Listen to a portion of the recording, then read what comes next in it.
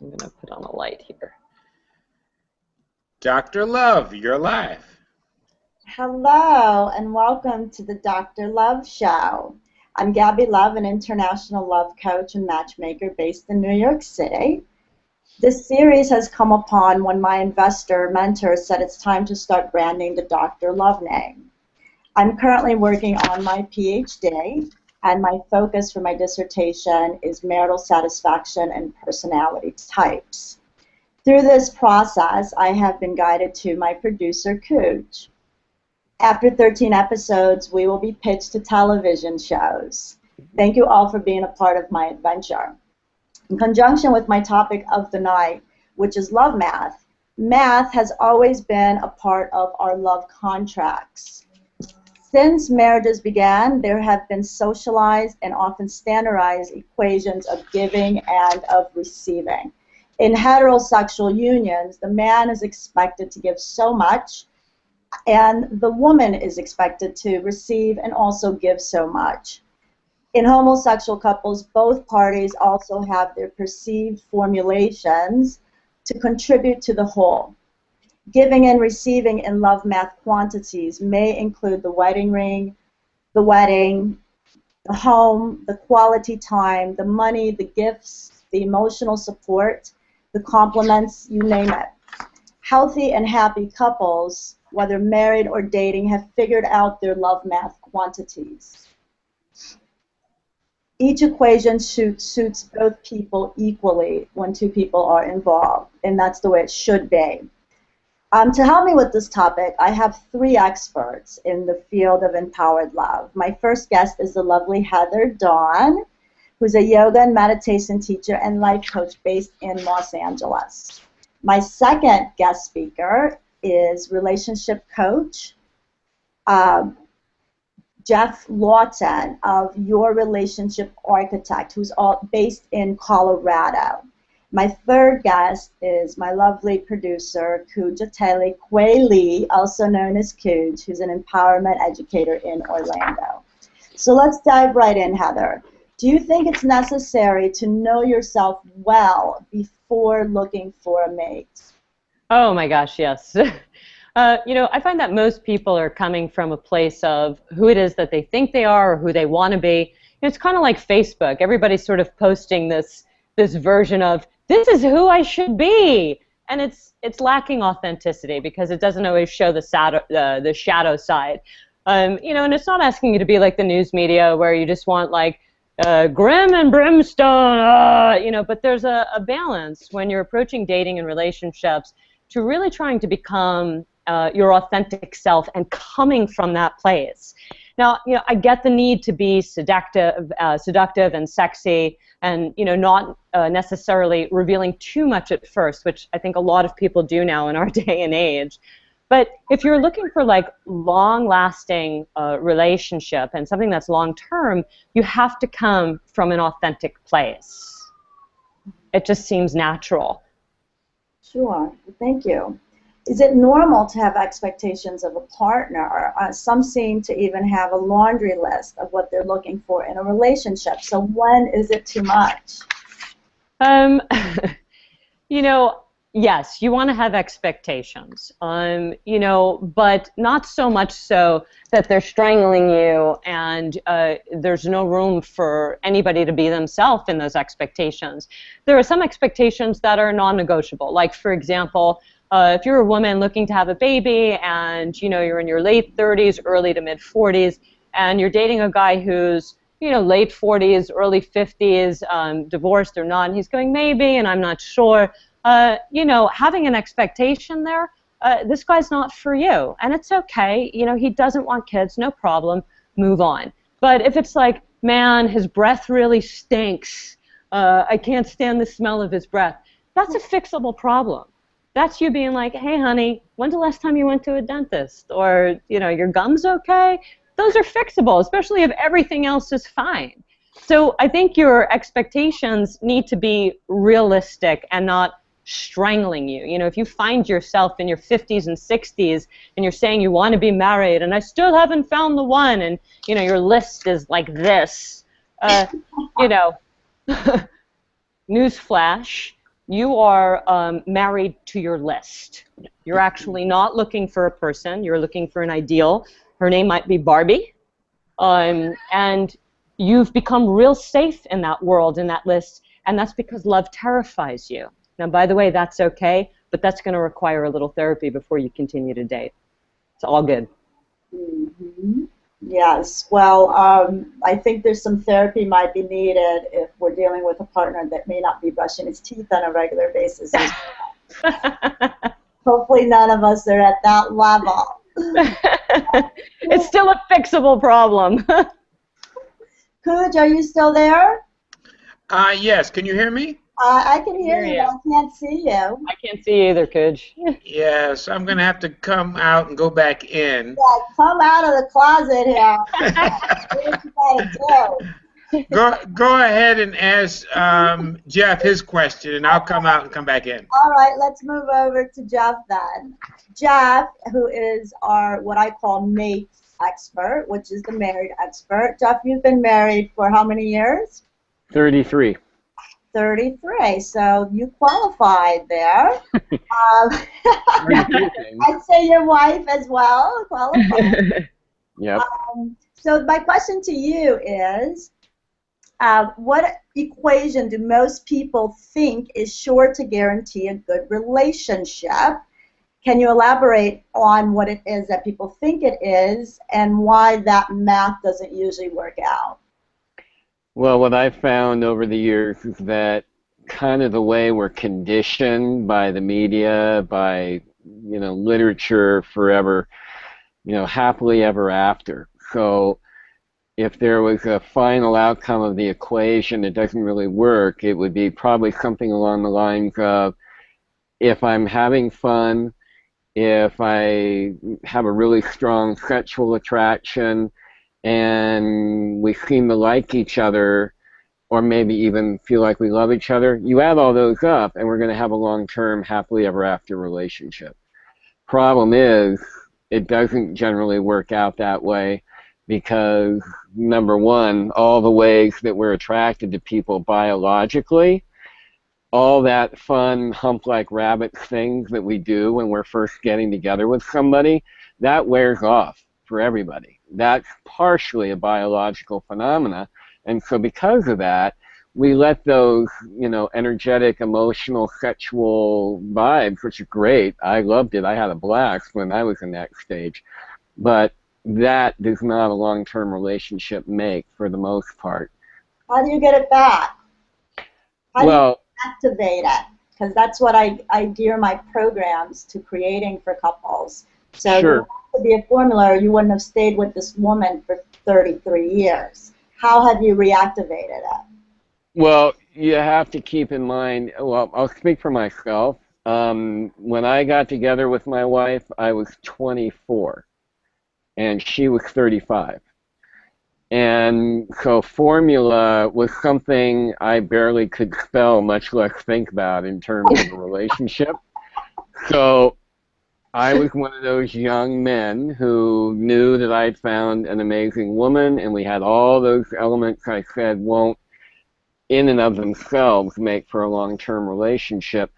So the equation that I see work much more consistently is when you take compatibility, figuring out where there's real compatibility, kind of like what Heather was talking about, and you add in that discovering values and taking those two variables, to use mathematical language, if you take those, and then if those are going together okay, you add a third variable, which is then you consciously design the relationship as much as you can. Then that's much more likely to create a much better, healthy, more conscious relationship, along with recognizing that the general codependent model of at least Western relationship, we're all codependent, but a lot of us are way at the unhealthy end of the scale. So, there's probably another variable I could add in if I really wanted to have a long, complex equation that would include being able to really, as Heather was saying, know yourself inside and out so that you can really be interdependent with each other rather than the average model of being codependent. There was if you don't mind me interjecting, there was a really great book called Attached. I don't know if you read that. Levine is the last name. I can't remember the first name of the author. But, you know, he really talked about this nature of codependency and people being like, oh, I don't want to get codependent on you. And that came out of, you know, addictive psychology and stuff that was dealing with that. But, you know, it's based on that study, and I'm sure you both know this as therapists, you know, where they did the test with the 3 different babies in the room when their mother left. Yep. And everybody is attached. It's not about being attached, it's how you're attached. Exactly. Right? Some people over-communicate out of anxiousness. Some people take that anxiousness and push you away. They're still attached, by the way. And then some people are able to communicate it and then go back to their daily lives. But there's not a single person on the planet that's not attached in some way. No, you're right on. The goal is to become secure attachment style. Correct. I noticed that in my work a lot. Now with the matchmaking, if I matchmake an anxious attachment style person with an avoidant attachment style person, it's a recipe for disaster. So very careful, and I'm starting to incorporate empirical testing measures for each contender, the femme and the men contenders, to make sure that I do not put anxious and an avoidant together. 80% of the people, fortunately, are secure attachments. And anyone that's currently dating online, obviously Jeff and his wife are both secure attachment, or they wouldn't be together for 33 years. The only way that an avoidant or an anxious stays connected with anyone for that long time period is if they connect with a secure attachment style person. So it's very important to look for that, ladies and gentlemen that are dating.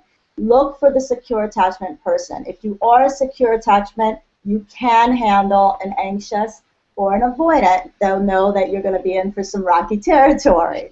And Gabi, I just would like to point out into what you're saying is that the studies have shown that most people in online dating are actually avoidant attachments. They get back in there and they're cycling through there. The higher statistics are avoidant attachments in online dating. Are the avoidance, and anxious is up there too, because the secure attachments, they get in a relationship and they get out rather quickly, right? Correct. So they get in and stay in.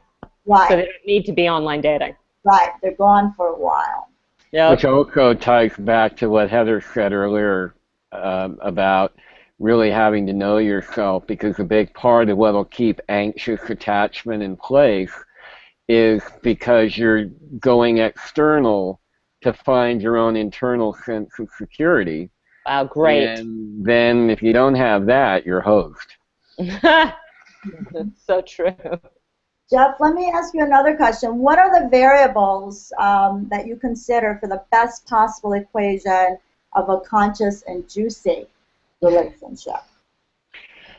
Well, as I mentioned earlier, I think it's that combination of really understanding what you're compatible, you know, who you're compatible with, what kind of personality aspects you're compatible with. Because just liking somebody or being turned on by somebody isn't really compatibility. It's short-term compatibility at best. So exploring true compatibility, authentic compatibility, adding to that the other piece around values. I'm shocked with all the people I've worked with over the last 20 years.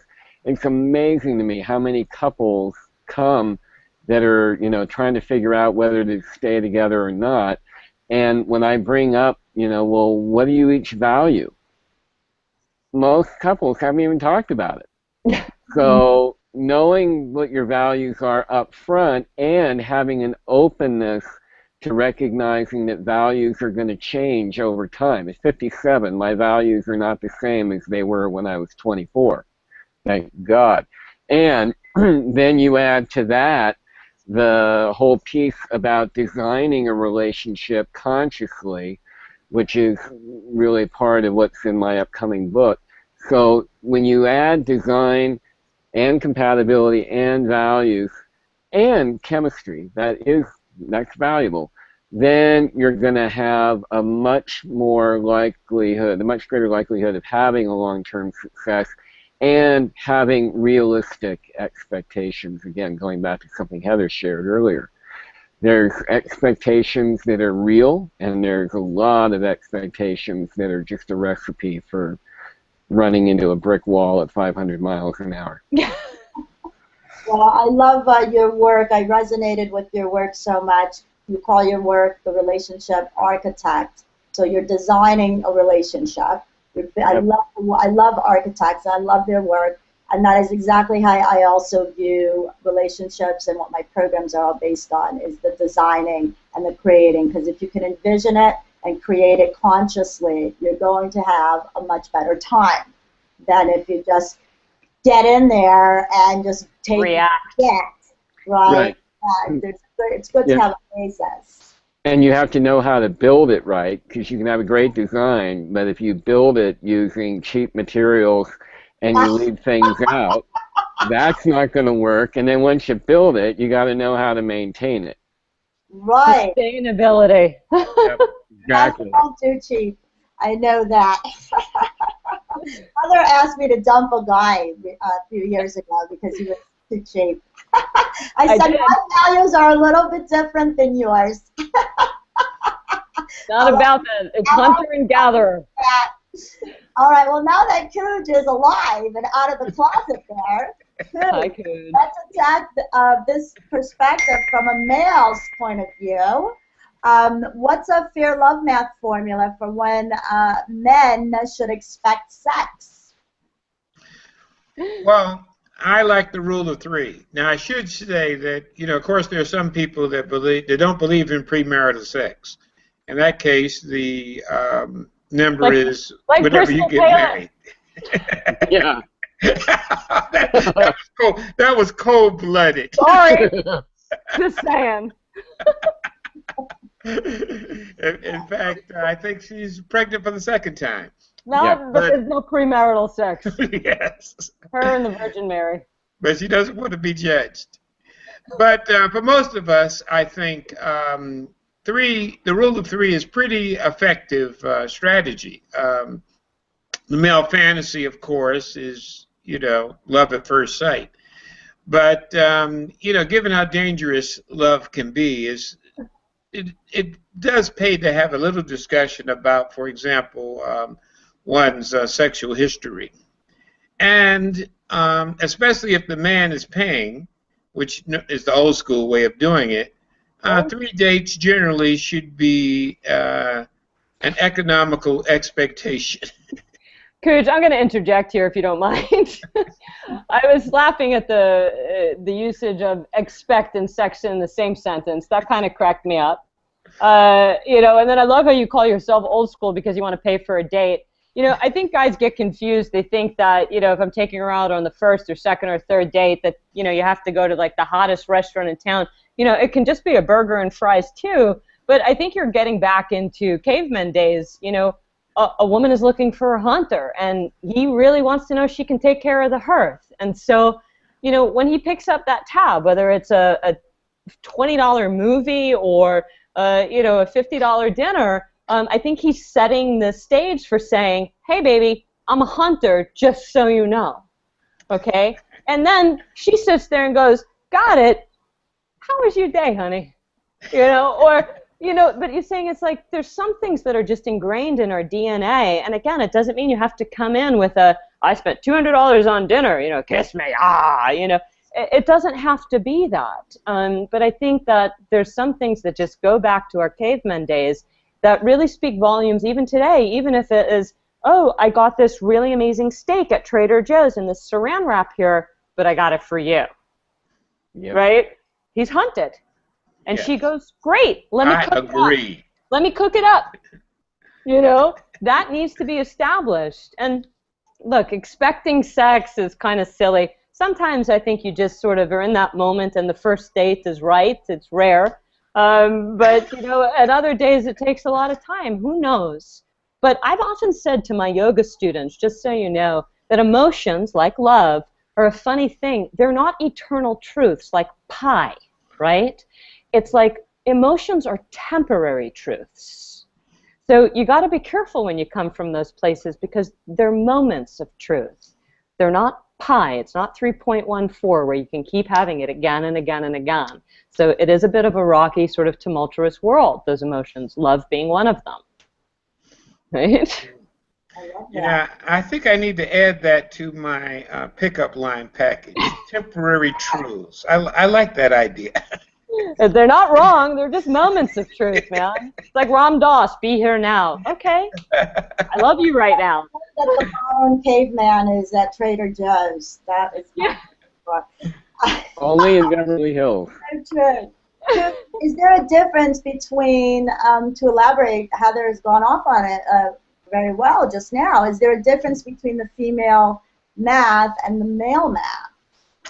I think there is. In fact, the best illustration of this was when I read a book called Men Are From Mars, Women Are From Venus.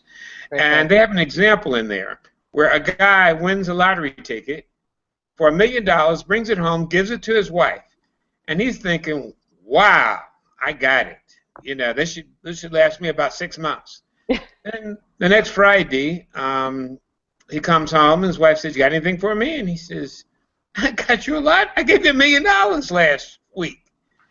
And she says, oh. But that's male math thinking. Whereas female math thinking would be, all he had to do is bring home a flower. And she would say, okay, that's 2. Give me $1 million last week and a flower this week.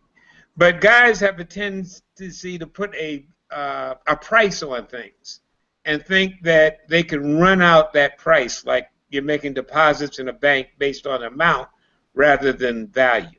Deed or deed. You're talking about deed. He's hunted. He's hunted. This is exactly what we were talking about. It's not that he came home with the biggest ox. He came home with the leg. Okay. He's still hunted, and she's going to be proud of her guy. I noticed that women keep score a little bit too much, and men deduct points a little bit too much. Ooh, good, Gabi. That was a good one. This is I noticed this a lot in my practice. Here's a whole nother show. In my practice, men are trying to get points, and a lot of women, at least the ones I've worked with, they are far more into the report card thing than the men I've worked with. You know, I don't think that really neither gender has a lock on that because we live in a culture that keeps score. Right, and it's really a problem in relationships. Totally. Well, I have these my programs of LovveMath so people can put down on paper and see and visualize really what their realistic expectations are. I think also just to add to what you were saying, Jeff and Gabi, and it's interesting and probably another show, as you would say, but when I get the vision of a woman keeping a report card on a man, I think, dude, you're his mom. You're not his wife. You're not his girlfriend. You just became his mother, and there's nothing even remotely sexy about that. Right.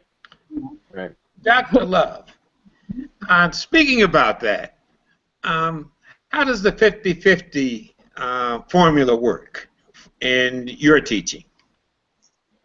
Well, I think in the beginning of relationships, the 50-50 number that came up as we were devising the show, you had asked if I thought 50-50 was the fair formula.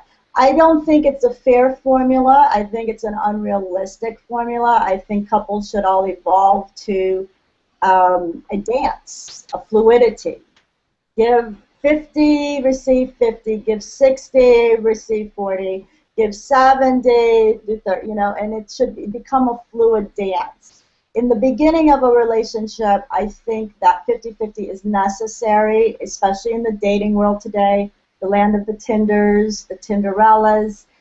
Two people have to show up at a date. Dating has gotten so out of control on our phones and on our iPads and on the computer that people have climax before they ever even have a date. And then they're over it, and it's gone, and they're on to somebody else. So in that LovveMath formula. In dating, it's absolutely necessary. The man must give 50, the woman gives 50, or the woman and the woman give 50-50, or the man and the man have to give 50-50. They have to show up at the date, guys. We have to get off the phones, get off the iPads, get off the computer, and actually show up. Once the dating starts, I talked about this in the last episode, I think it's great for there to be a polarity happening of the masculine and the feminine energy. Doesn't matter which sex is which. And a lot of times in 2015 nowadays, women want to be the masculine energy. So I highly recommend that they find a man who wants to be the feminine energy in that relationship. And once those numbers or those persons are decided upon, I think it's great to let the man do 60 and the woman do 40. And the reason I'm kind of old school in this, because it sounds like an old school method, is because I just see it better for sexual attraction. I deal with so many women that are married or single that just want the guy to come up with a date. Why doesn't he do like this? Why doesn't he do? And that becomes a big complaint I hear from a lot of feminine energy people in relationships in 2015. And that tells me that the man needs to do more, and she needs to be willing to receive more. Good work. Right? Can I add, That's the key. Mm-hmm. Gabi, I just want to add to something you said. What you said is just spot on. The reception of the woman is really important, but you keyed on a couple of things, which is, one, you just mentioned about people showing up, meaning what I said earlier, you need to actually, who you are is based on your actions. I had referred you, as you remember, to one of my favorite relationship people, Esther Perel, who did Mating in Captivity. And she's real brilliant with that stuff. And she talks about a lot about the human imagination. It's what makes us different from all other animals and species. We can create eroticism in our head and all this stuff. And I find with a lot of this online dating stuff, we give out so much information in the writing, in the text, in the thing, that people literally live this relationship in their head because we have the ability to, and they don't need to show up. They literally climax. Literally, what you just said. It's so true. It was just spot on about that. That's why I said, which is like, know who you are, but you don't have to reveal so much that you stop people from showing up. Right. A little mystery is okay. I always urge people on the Tinders, the Coffee Meets Bagel, the OkCupids, the eHarmonies, get to be in each other's presence as soon as possible. There's no need to get to know somebody for a super long time because, for me, it's inefficient. But really, the reality is that your body will know within 1 minute if there's that attraction there. So you could literally have a 2-3 month relationship by text or by email and meet the person, and your body goes, ooh, there's something off. And then the whole project just dies right there. So it's really inefficient. I always urge people to get in each other's presence as soon as possible. Smart. Dr. Love, just as a follow-up to that question, I'm sure in your practice you find that there are givers and there are takers. How do you advise them in the 50-50 concept? Well, it's funny you use those terms. I was just telling someone today about a new empirical measure I'm bringing on to the matchmaking. I'm bringing on 3. One which will measure somebody's personality type, kind of like the Myers-Briggs test that are done in a lot of corporations. I find that is of value to matching couples. No question. Yeah, and one is the attachment style, empirical testing, so I know who's avoidant, who's anxious, and who's secure. And the third is a sexual strategy test, which is brand new, scientists just created. They're calling it the Sexy 7 measure, and I love that scientists are getting hip and cool in 2015. And this measure measures your sexual strategizing into one of 8 categories. And some are givers and some are takers. And that was the one that stood out to me the most. Sexually, in a sexual union, I want to put a giver with a taker. right, versus two givers. We're all naturally a certain sexual type in the bedroom. And in regards to LovveMath, I think that's a good way for all of us to look at our relationships. For example, if I'm being lazy in the bedroom, I want my boyfriend to then give a little bit more in that time. Like, be conscious of what your partner is. And this is what I say is good at the beginning of a relationship. The 50-50 must be there to me. Then let the masculine kind of weigh out on the higher as much as possible. And the goal is to become the perfect fluidity. You know, when Jeff is having an extra hard work day, his wife will cater to his needs a little bit more, maybe make sure dinner is ready for him so he doesn't have to worry about that after a long day. Like, be conscious of what your partner needs, and that becomes the perfect LovveMath formula. Okay, and and my final question, what is the formulas that you propose? The mathematics of relationship and the equation Yes. to love. I love these new terms that I've been obsessing on for the last 4 months or so, and I've written several programs out of these ideas that I think are so amazing, and I've gotten some awesome feedback. And it's really what it is. The formula is attainable for all of us, for every single couple. It just takes some conscious work. That's exactly what Jeff's work is. That's why I went after Jeff. Jeff's work, and he's going to be working with me within my relationship with my partner. Jeff's work is called Your Relationship Architect. He helps people design their LovveMath, their formula of perfection, of creation. You know, none of us can be perfect, but perfection is always my goal. I know it's not attainable, but why can't I have it as my goal? I don't understand why. It makes sense. I want perfection, right? That's my goal.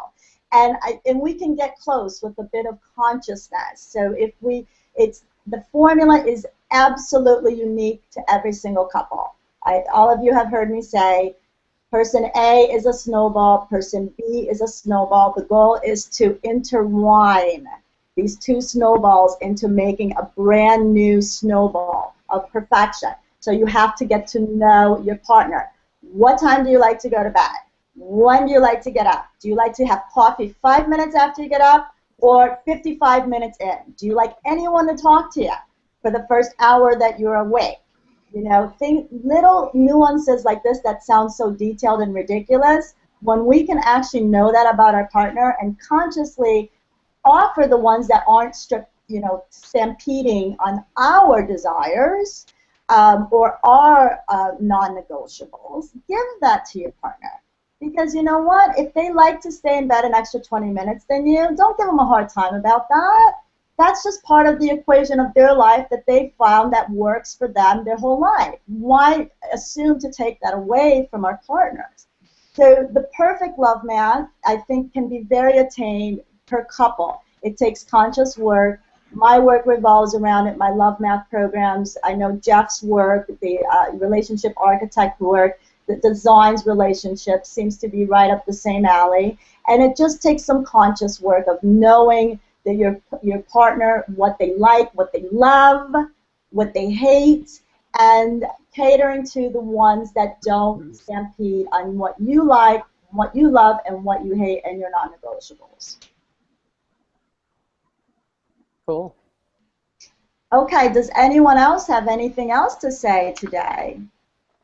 Any final thoughts, Jeff, on LovveMath? Well, going off of what you just shared, the thing that I would add to how you deal with knowing your partner's non-negotiables, which parenthetically, really helpful if you learn those at the beginning of the relationship, which in my experience a lot of couples don't, because they're more interested in getting laid sometimes than they are about really getting down to that depth. But the one thing that I would add to what you shared, Gabi, is it's really critical what the come from is with all, like you could take all those formulas, but there's this intangible variable called, that I heard once referred to as your come from. Where are you coming from? When you're doing that for your partner, are you doing it because you love them so much that you just have this natural thing that tends to come with love, where you want to give because of that love? And to me, the risk of being too formulaic would be that it easily goes into shadow territory of scorekeeping and manipulation, and that you're doing it because you've got your own stuff that says, well, if I'm not giving X percent, then he or she's going to realize I'm not a very good partner. So it's important to know the shadow aspects of everything as it is to know all that yummy, good, juicy stuff. I like that. Yes. Jeff, would you give us your website on your bottom thirds, please? Absolutely. In case anybody wants to get in contact with you. Thank you. And the same thing with you, Heather. I thought I was clicked on there. Okay, you're good. You're good. All right. On the topic tonight. What? Do you have any last thoughts on the topic tonight? Oh, I don't know. I still keep thinking about Ram Dass, Be Here Now. Mm-hmm. Well, Can't go wrong with that. It's one thing to have a goal. It's another thing to live in that goal. You know, it's like just stay present. There's less anxiety in the present, and there's no lamenting about the past, you know? So just get present, get current.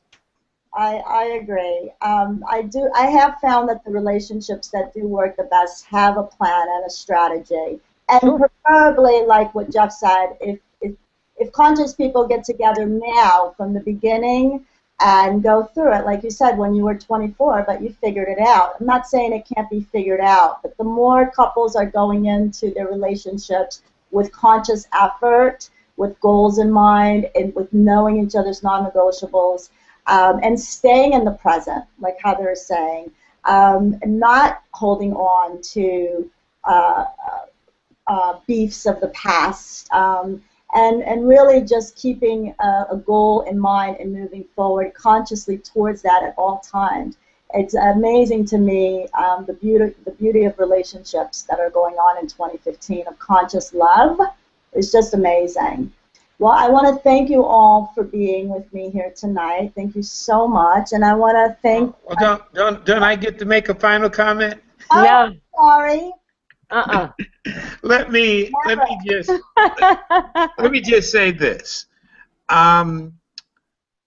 I think when you look at the formulas, one of the most important things to keep in mind is something called balance. I was doing a workshop once, and the wife was saying, "Well, he thinks he's always right," and he says, "And what's the problem with that?" And of course, the problem, what he wasn't hearing, was she doesn't think he's always right.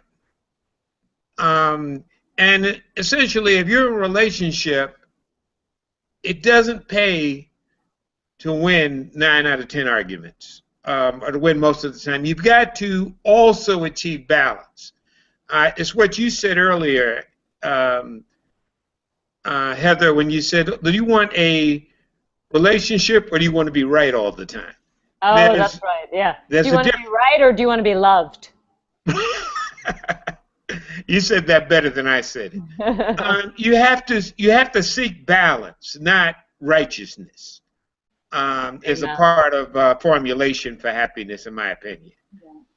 Yeah, I don't think there's room for righteousness at all in any relationship. That's been my experience. Definitely not. Thank you for sharing that.